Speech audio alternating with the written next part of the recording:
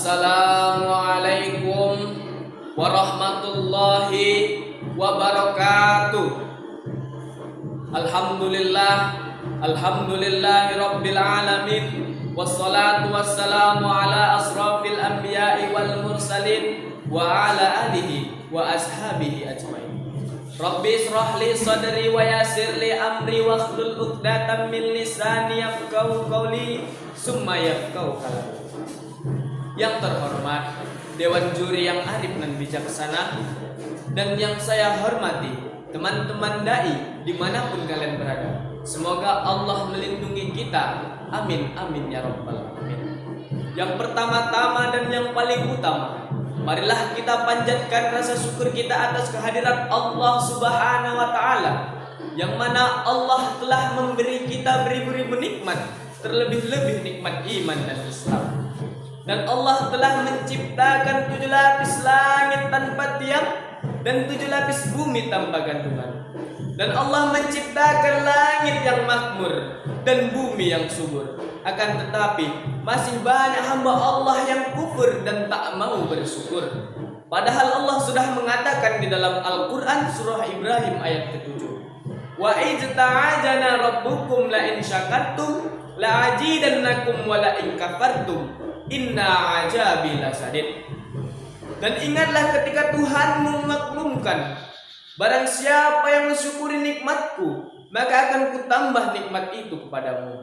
Dan barang siapa yang kufur atas nikmatku, maka ingatlah ajabku amatlah pedih.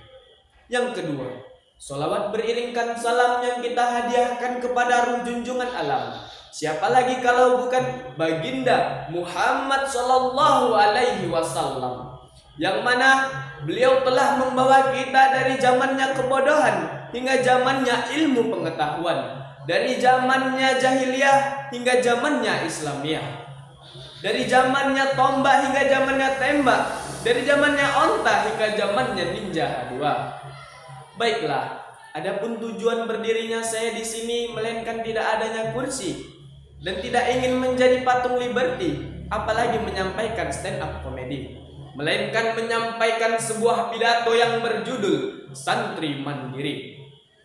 Hadirin yang dimuliakan oleh Allah Subhanahu wa Ta'ala, jika kita bahas tentang pelajar, pasti banyak pelajar yang tersebar luas di muka bumi ini, dari mulai tingkatan PAUD, SD, SMP maupun SMA.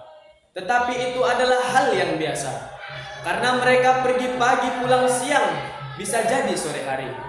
Namun ada suatu hal yang sangat luar biasa, yakni pesantren, suatu sekolah agama yang mendidik para pelajar yang pergi Juli pulang Desember. Dan di antara Juli sampai ke Desember pasti banyak yang terkena saya. Namun bukan itu yang menjadi penghalang bagi santri untuk tetap belajar di pesantren, terkecuali itulah tantangan untuk menjadi santri yang mandiri. Hadirin yang dimuliakan oleh Allah Subhanahu wa Ta'ala, menjadi santri bukanlah suatu hal yang mudah. Santri dididik menjadi pribadi yang mandiri, yang apa-apa serba sendiri, makan sendiri, minum sendiri, bahkan mencuci baju pun sendiri.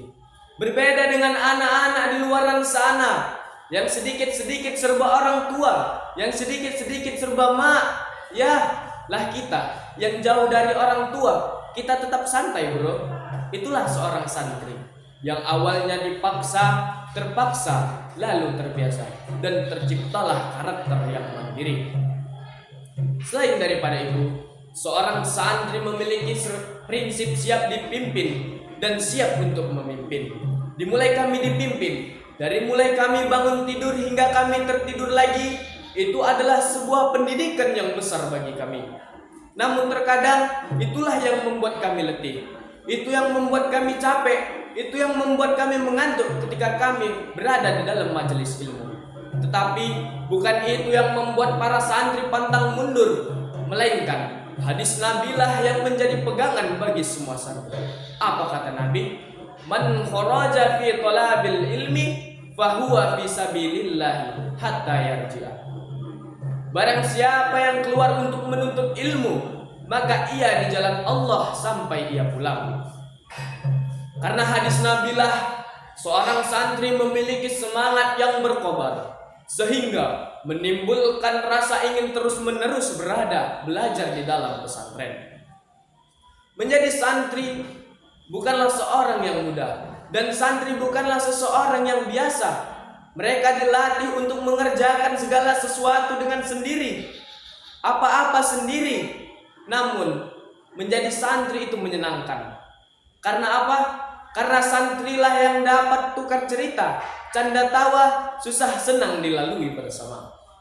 Banyak orang mengatakan menjadi santri itu menyiksa, mondok di pondok pesantren itu menyiksa. Tapi mereka tidak tahu betapa menyenangkan menjadi santri, betapa mulia menjadi santri. Mengapa? Karena rebahannya santri masuk surga dan bergeraknya santri merubah dunia. Oleh karena itu, kita sebagai santri Indonesia, kita harus tetap berjuang menunjukkan kepada dunia bahwa kita adalah santri-santri yang bermutu, kita adalah santri-santri yang berkualitas, kita adalah santri yang menjunjung negara ini menjadi lebih baik lagi. Sebelum saya mengakhiri pidato saya ini, izinkan saya mengucapkan selamat Hari Santri Nasional tahun 2024 kepada seluruh santri Indonesia. Semoga di tahun ini para santri menjadi santri yang mandiri, pribadi yang lebih baik lagi, dan menyampaikan kebaikan kepada umat. Amin amin ya rabbal alamin.